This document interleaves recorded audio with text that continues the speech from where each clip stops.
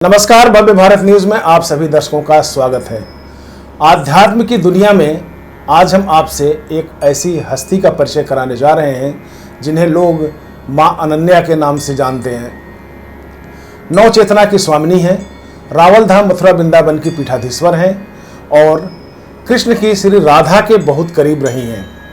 यानी कि ये कहा जाए कि लोग श्री कृष्ण को प्रेम करते हैं, लेकिन आप राधा की तरफ आपका झुकाव गया और सामाजिक चेतना के साथ साथ इन्होंने पिछले 32 सालों से समाज में भी काम किया। तो राजनीति से समाज में और समाज से फिर आध्यात्म की तरफ आपका झुकाव कैसे बना, ये एक चमत्कार है जो हम इन्हीं के जुबानी जानने की कोशिश करेंगे। मां अनन्या जी, स्टूडियो में आपका बहुत बहुत स्वागत है। जय श्री राधे राधे। जैसा कि आप एक सामाजिक जिंदगी जीती रही हैं, राजनीति में भी रही आप और समाज में भी काफ़ी आपने काम किया, लेकिन अचानक चमत्कार बताते हैं लोग कि एक अचानक चमत्कार हुआ और आपकी पूरी लाइफ यानी कि आध्यात्म की तरफ समर्पित हो गया। क्या है कहानी है? सभी दर्शकों को और सभी साधक सदस्यों को श्री राधे अष्टमी की हार्दिक शुभकामनाएं रावल धाम से।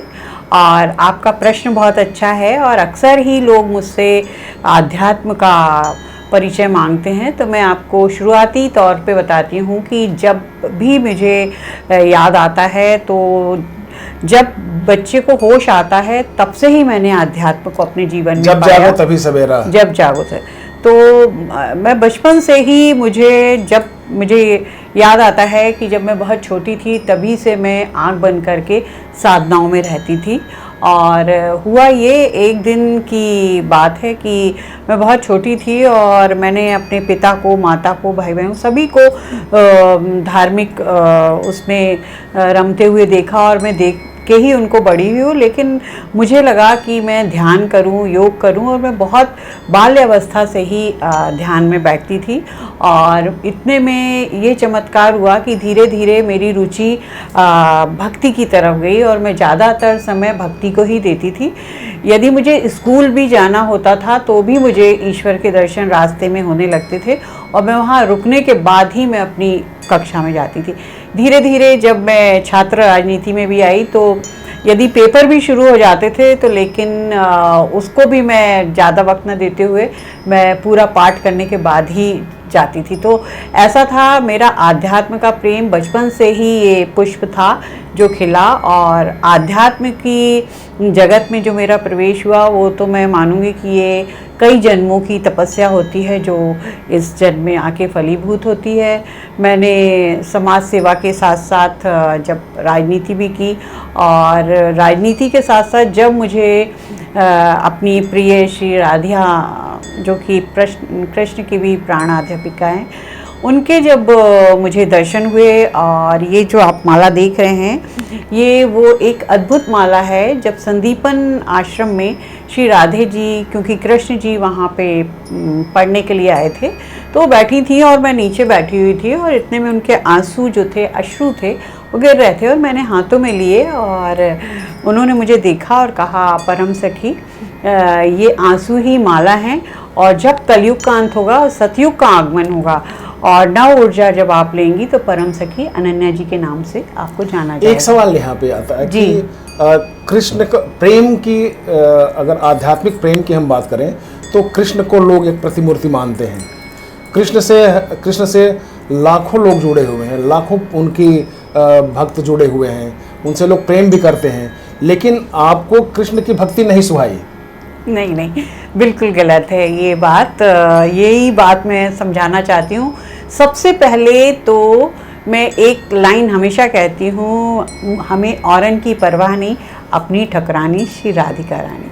कृष्ण ही राधा है और राधा ही कृष्ण। पहले तो आप ये जान लीजिए। 3 प्रश्न हैं जो कि मुझे सबको ही बताने हैं। पहली बात तो कृष्ण और राधा एक ही हैं। जब लीला करनी होती है तो कृष्ण जी और राधा जी 2 हो जाते हैं और महाराज जो है वो भी उनमें से ही निकला हुआ है। और दूसरी बात ये लोग पूछते हैं कि राधे कृष्ण का विवाह नहीं, राधे जी कोई नवीन है। तो ये एक बहुत भोले भाले लोग हैं, अक्सर पूछते हैं राधे ही जी क्यों कृष्ण के साथ हैं। तो ये विस्तार का सब्जेक्ट है। मैं इतना ही बताना चाहूँगी, विवाह 2 लोगों में होता है क्योंकि वो दोनों तो एक ही थे, लेकिन फिर भी भांडेर वन में ब्रह्मा जी ने राधे और कृष्ण का विवाह किया। तो दोनों एक है और दोनों प्रेम स्वरूप है, और वो प्रेम सिखाने के लिए ही इस धरा पे आए और आते रहते हैं। और इस युग में भी उन्होंने जो मुझे 9 ऊर्जाएँ दी हैं रावल धाम से तपस्या के बाद, जो उसी के तहत प्रेम कैसे होना चाहिए, क्या है उसका विस्तार जो मुझे बताया है, तो मैं आपके माध्यम से, आपके चैनल के माध्यम से ये बताना चाहती हूँ कि मेरा प्रेम दोनों से है, एक से नहीं। राधे ही कृष्ण है, कृष्ण ही राधे हैं। तो क्योंकि मैं उनकी परम सखी हूँ, तो हो सकता है कि लोग सोचते हैं कि मैं राधा, मैं जितना राधा जी को चाहती हूँ उतना ही कृष्ण जी को। नहीं, एक चमत्कार कैसे हुआ आपके पास, कैसे हाँ। कैसे इसका आभास हुआ कि आप राधे की परम सखी हैं? जी, मैंने आपको, मतलब आप मानती हैं या कुछ उधर से इंस्टीट्यूशन भी हुआ? हाँ बिल्कुल, आपको ये कथा है और ये काफ़ी दिनों से हो रहा है। ये 2002 की बात है, जब मैं बचपन से ही आध्यात्म में थी। पहले मैंने माँ काली का साक्षात्कार किया, फिर बाबा हनुमान जी पिता के स्वरूप में समय समय पर मेरे जीवन में आके मेरा मार्गदर्शन करते हैं। फिर साईं बाबा भी हैं, वो भी यानी संत हैं, तो उन्होंने भी मेरा मार्गदर्शन किया। मैं सभी धर्मों को मानती हूँ यहाँ पर, मैं ये नहीं कहूँगी, जहाँ से मुझे जो मिला वो मैंने लिया। और जब मैं वृंदावन गई राधा वल्लभ मंदिर में, और मैं बैठी हुई थी, आरती हो रही थी, तो मैं उठी और वहाँ आज भी वो जगह है, और मैंने ऐसे हाथ जोड़े और मैंने सोचा यदि मैं आरती करूँ तो कितना अच्छा हो। तो मैंने देखा कि मेरे बाएं तरफ पीताम्बर पहने हुए मैंने देखा, और मैंने कहा मैं दीपक, वहाँ दीपक एक भरा हुआ रखा हुआ था, और मैंने उठाया, मैंने कहा दीपक मिल गया है, अब मैं इसको कैसे प्रज्वलित करूँ। इतने में मैंने अपने दाएं तरफ देखा तो पीताम्बर पहने हुए जो बाएं से दाएं आए और उन्होंने माचिस दी, और उसमें एक ही तीली थी। तो मैंने सोचा ऊपर फूल बंगला है, पानी गिर रहा है, ये मैं कैसे इसको जलाऊंगी। खैर वो एक तीली थी, लाल सा उसमें बना था, और मैंने की, और जब मैंने माचिस दी तो वहाँ कोई नहीं था। तो मैंने साक्षात कृष्ण के दर्शन किए और मैंने पूरी आरती की और पूरा घूमी, और उस जो आरती को सभी ने देखा, और बड़ी चमत्कारिक आरती थी वो। जबकि आप देखिए कि वहाँ पर सिर्फ गर्भगृह में ही आरती होती है। फिर मैं आकर वहाँ बैठ गई, एक आला सा बना है वहाँ, तो वहाँ एक सूरदास जी बैठे हुए थे, तो उन्होंने कहा कि यार राधे जी की परम सखी पधारी हैं। और जब मैंने देखा तो महाराज जी हैं, आज भी महाराज जी हैं, उन्होंने मुझे कहा अनन्या जी, और मुझे भी सुनाई दिया कि गर्भगृह से अनन्या जी की आई। मैं उठ के गई, मैंने कहा महाराज जी अनन्या जी, कहते हैं हाँ आप परम सखी अनन्या जी, आइए आइए। और मैंने उनको प्रणाम किया, तो उन्होंने कहा नहीं आप सीधे गर्भगृह के में जाइए। और मैं वहाँ जाकर बैठी, और फिर वहाँ से मुझे आदेश आया कि आज से आपकी परीक्षा शुरू होती है। इस युग में आपको आध्यात्म के लिए और राधे कृष्ण के लिए जो प्रेम का संदेश है वो आपको देना है। और मैंने आंख बंद की और ध्यान किया। राधे जी ने जो मुझे आदेश दिया उसको लेकर जब मैं चली तो धीरे धीरे मेरे को वो बताती चली गई। फिर श्री श्री राधे शरणम पीठ बना, और पीठ के साथ साथ मुझे महाराज जी ने कहा कि अब आपको, उन्होंने मेरी परीक्षा ली। मैंने इसको भी 7-8 साल तक परीक्षा ये वाली दी। फिर 14 साल तक मैंने रावल जाके साधनाएं की। और साधना रावल किनकी जन्मस्थली है वहाँ? राधे जी की जन्मस्थली, प्राकट्य स्थली है वो। अच्छा, वहीं से प्रकट हुई थी? वहीं से प्रकट हुई है, जबकि लोग बोलते हैं बरसाना। और मैं, ये बहुत प्रसन्नता का विषय है कि अधिकतर कितने भी समाज के लोग हैं वो कहते हैं हम तो बरसाना ही जानते बरसाने में बृषभान और कीर्ति की पुत्री मानी जाती थी। लेकिन मैं बहुत हर्षित हूँ इस बात को बताते हुए कि उन्होंने मुझे इस योग्य समझा कि रावल में बुलाकर बताया कि ये प्राकट्य स्थल है। देखिए सभी वेद पुराणों में वर्णित है, लेकिन कहीं पे कुछ ऐसी बात हुई कि लोग उसको नहीं दर्शा पाए। लेकिन मेरा जो आदेशित हूँ, क्योंकि मैं राधे कृष्ण से, उन्होंने बताया कि रावल धाम ही उनकी प्राकट्य स्थली है। मैंने वहाँ जाकर देखा, मैंने वहाँ 2 पेड़ हैं, एक राधा और कृष्ण का, पीपल और मोरशली का, जहाँ आज भी हैं। जमुना जी पीपल का है, पीपल और मोरशली का, और दोनों मैं आपको चित्र भी दिखाऊंगी, दोनों ऐसे जुड़े हुए हैं। और एक जो मोरशली है वो गोरा है, पीपल सांवला है, क्योंकि राधे जी गोरी थी और कृष्ण जी सांवले थे। तो वो बगीचा आज भी है रावल धाम में। तो मैं चाहती हूँ आपके चैनल के माध्यम से कि लोग रावल जाएं वहाँ पर, मतलब बरसाने भी जाएं और बरसाने के बाद वो किशोर अवस्था में, किशोरी उनका नाम है, वो किशोर अवस्था में गई थी वहाँ पर। अच्छा, ये एक अनुभूति की बात होती है। जी जी, अनुभूति की बात होती है कि जब अगर कोई आदमी अगर आध्यात्म को आत्मसात करता है तो उसको एक अलग से अनुभूति होती है, एक अलग से वो आदेश मिलता है। तो क्या ऐसा महसूस करती हैं आप जिंदगी में? नहीं, मैं बिना आदेश के चलती ही नहीं हूँ। आप मेरे जितने भी राधे शरणम के लोग हैं या मुझसे जुड़े हुए जितने भी लोग हैं, और मैं सिर्फ एक लाइन दिन भर दोहराती रहती हूँ और 2-3 लाइनें हैं, मैं आपको भी वो मैंने सिद्ध भी हुई हैं मुझे। एक तो मैं जब भी परेशान होती हूँ तो मैं हमेशा एक ही चीज़ बोलती हूँ, हमें औरन की परवाह नहीं, अपनी ठकुरानी श्री राधिका रानी।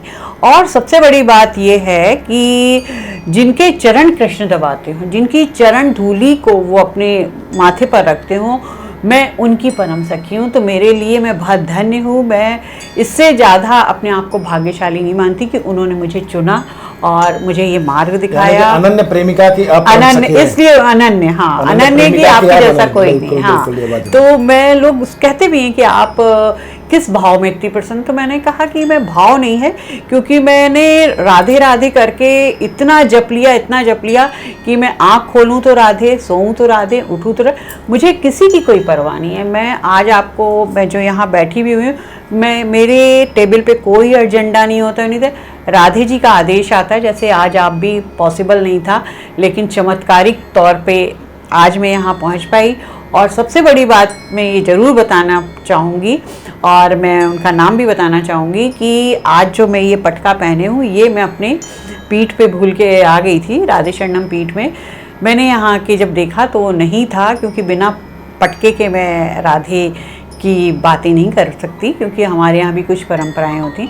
लेकिन अचानक देखा अभय जी ने कि लेफ़्ट साइड पे पटका था, और वो पटका उन्होंने दिया, जिसको मैं धारण करके, ये अब देखिए, यही सब आदेश हैं, यही एक चमत्कार है। आप मानो तो है, नहीं मानो तो नहीं है, क्योंकि मैं मानती हूँ, मैं अपने अंदर जीती हूँ उनको, इसलिए मेरा प्रेम है। अच्छा, राधे और कृष्ण के बारे में जब आप इसमें आध्यात्म में गई हैं, बिल्कुल अंदर तक घुस गई हैं, आपको आदेश में मिलता है, तो एक चीज़ मैं जानना चाहूँगा कि राधे और कृष्ण की पहली मुलाकात, ये बताया जाता है कि जब ये यशोदा जी जब उनको ओखली में बांध के रखी थी, तब उनसे पहली मुलाकात हुई थी राधे की। नहीं, बहुत, ये तो बहुत आपने, क्या हुआ कि राधिका रानी, क्योंकि अभी उनका जन्मदिन भी गया, राधे जी कृष्ण जी से 11 महीने 15 दिन बड़ी थी। और देखिए, दोनों एक है, ये तो एक लीला के तहत उनको गोलोक से यहाँ आना पड़ा था। और हर युग में आप देखिए, चाहे सती हो, चाहे सीता हो या राधा हो, उनको आना पड़ता है, और इस युग में भी देवी के रूप में आई हैं, और पहचानने वाली बात होती। तो जब राधे जी का जन्म हुआ तो उन्होंने आंखें नहीं खोली थी। तो जब वो कृष्ण जी का जन्म हुआ तो कीर्ति जी बधाई देने गई, और जब कीर्ति जी ने उनको, कृष्ण जी ने उनको देखा, और राधे जी ने जैसे ही कृष्ण जी को देखा और आंखें खोली, तो इसलिए जो राधे और कृष्ण की पहली मुलाकात जन्म के समय हुई थी। और उसके बाद दूसरी मुलाकात उनकी संकेत वन में, और जब हमारे नंद बाबा जी कृष्ण जी को लेके आ रहे थे, तो उन्होंने सामने से देखा बहुत तेज रोशनी आ रही है। तो उन्होंने कहा कि इतनी तेज, तो देखा कि राधिका, क्योंकि आप राधे जी के चरणों से ऊपर नहीं जा, मैं आज तक उनको महसूस करती हूँ अपने अंदर, जीती हूँ अपने अंदर, लेकिन मैं चरणों से ऊपर जा ही नहीं पाई। 9 चंद्रमा, सूरज, क्योंकि सूरज जी उनके ईस्ट हैं, इसलिए मैं ये धारण भी करती हूँ, उनके ऊपर आप देख ही नहीं सकते, इतनी यानी अलौकिक हैं, इतनी सौंदर्यपूर्ण हैं कि कहती हैं रासेश्वरी हैं कृष्ण, क्योंकि उनको देख के ही कृष्ण मुग्ध होते रहते हैं। यानी जो चरण दबाते हैं, कहते हुए हैं, हे राधे, तुमने कौन सी तपस्या की थी, जो 3 लोक के स्वामी सो तेरे अधीन। तो कितनी बड़ी बात है कि राधे और कृष्ण का विवाह, जब वहाँ से उन्होंने देखा राधे जी आई, तो उन्होंने उनको कहा भारी वर्षा हो रही है, आप इनको संभालिए। जब उन्होंने राधे जी को दिया कृष्ण जी को, कृष्ण जी एकदम से बड़े हुए बाल रूप में आए दोनों को। फिर ब्रह्मा जी आए, और ब्रह्मा जी ने आदेश लिया कृष्ण जी से कि हम आपका विवाह करना चाहते हैं। दोनों का वहाँ भांडेर वन आज भी जगह है, ये कोई मेरा नहीं है, वेद पुराण सभ्य है। और मैं कोई भी चीज़ यथार्थ और ऑथेंटिक कहती हूँ, क्योंकि मेरा राधे शरणम पीठ कोई भ्रम नहीं फैलाता, जो है वही बताता है। और अच्छा, एक ये माना जाता है कि अंतिम समय में, नहीं, विवाह की बात मैं बताऊं तो राधे कृष्ण का विवाह ब्रह्मा जी ने कराया वहाँ पे मांडे, ये दूसरी मुलाकात थी। फिर तो मुलाकातें वो जाते थे, बरसाने जाते थे, चढ़ाने, तो धीरे धीरे फिर उनका मिलन होता रहा। अंतिम समय में ये बताया जाता है कि कृष्ण ने अपने महल में ही बुला लिया था, द्वारिका बुला लिया था इनको, और फिर वहाँ से उनकी बांसुरी सुनते सुनते उनकी मतलब वो विलीन हो गई, वो कृष्ण में विलीन हो गई, ऐसा कहा जाता है। तो इस चीज़ को आप किस तरह से लेती हैं? देखिए, क्या है कि मेरा एक स्वभाव है, वो राधे जी ने ही दिया है कि आप जो बोलेंगे मैं उसको भी मानती हूँ, आप जो बोलेंगे मैं उसको भी मानती हूँ। मैं जो बोल रहा हूँ ये किताब में, ग्रंथों में लिखा हुआ है, इसलिए मैं नहीं, आप ये बोल रहे हैं, हर ग्रंथ में, हर वेद में, हर पुराण में सबने जो भी हैं हमारे ऋषि मुनि, वे सबने जो अनुभव किया अपने वो लिखा, अपने ढंग से लेकिन मैं किसी को नहीं कुछ कहती। मेरे जो राधे जी के बारे में अनुभव है मैं उनको जानती हूँ, वही बताने के लिए मैं आई हूँ। तो मुझे जो पता है, राधेरा गांव है, राधे जी कृष्ण जी से मिलने आखिरी बार कुरुक्षेत्र गई, क्योंकि वहाँ आप लोगों को पता है युद्ध हो रहा था महाभारत का। तो राधे जी ने कृष्ण जी से कहा कि कई कथाएं हैं, मैं आज शॉर्ट में बताऊंगी, कि अब आप चलिए, आपका समय हो गया। तो कृष्ण जी ने कहा कि नहीं, अभी मुझे थोड़ा और काम है। तो राधे जी की वो आखिरी, तो राधे जी ने जब कहा आप चलिए और कृष्ण जी ने कहा कि अभी मैं, और तो राधे जी ने फिर मुड़ के नहीं देखा, क्योंकि बहुत स्वाभिमानी थी वो। जो प्रेम करेगा बहुत स्वाभिमानी होगा। आप ये नोट करिएगा जीवन में कि जो निस्वार्थ, निष्काम, समर्पण वाला प्रेम करेगा वो किसी से नहीं डरेगा। प्रेम निडर होता है, और जो डरता है वो प्रेम नहीं कर सकता। नंबर 2, वो जीवन में कुछ भी काम करेगा तो उसको सफलता नहीं मिलेगी, क्योंकि ईश्वर ही प्रेम में। आप हर धर्म में जाइए, गॉड इज लव, प्रेम ही ईश्वर है। क्यों?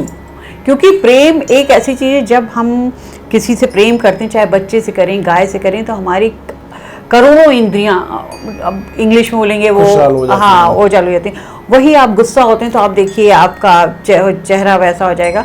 तो इसीलिए ईश्वर प्रेम में है, प्रसन्नता का। अच्छा, एक सवाल है, अंतिम सवाल हो सकता है, राधा जी से जब आपका आत्मसात हुआ जी, और नव चेतना की तरफ आपका विकास हुआ, यानी कि आप विकास उन्मुख में उधर से भी, तो नव चेतना है क्या, और इससे हमारे दर्शक को कैसे लाभ मिलेगा जी, कैसे जीना चाहिए नव चेतना जी जी, मैं आपको इसके विषय में ज़रूर बताना चाहूँगी, क्योंकि ये आज का करंट विषय है, ज्वलंत विषय है। इसको आप 9 एनर्जी भी कह सकते हैं, नव ऊर्जा भी कह सकते हैं।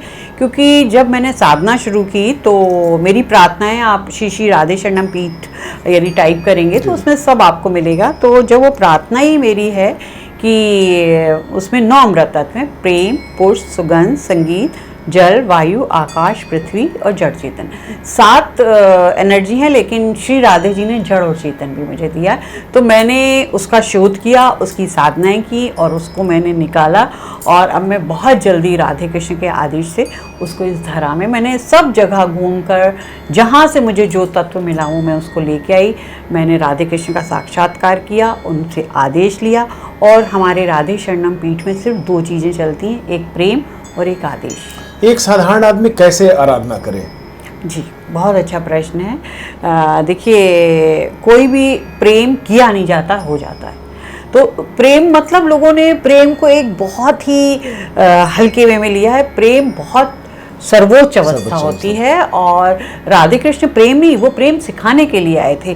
तो कैसे आराधना की जाए, मैं लोगों से कहती हूँ, आप जहाँ बैठें, जैसे बैठें, जो कर रहे हैं वो आप मानसिक तौर पर अपनी पूजा कर सकते हैं। कोई व्रत, कोई आडंबर, कोई चढ़ावा, कोई दिखावा, कोई भी हमारे यहाँ ऐसी चीज़ नहीं जो कठिन है। सरलता से जो हो जाए। मुझसे कई लोग कहते हैं मेरे यहाँ व्रत, ये वो सब जितनी भी कठिन चीज़ें, लोग कहते हैं हमने इतने दिन के व्रत रख के बीमार हो जाते हैं। तो मैं कहती हूँ आप व्रत रखो, पूजा करो, पाठ, लेकिन आपकी जितनी सामर्थ्य हो आप उतनी करिए। दूसरी चीज़, श्री इच्छा से चलिए।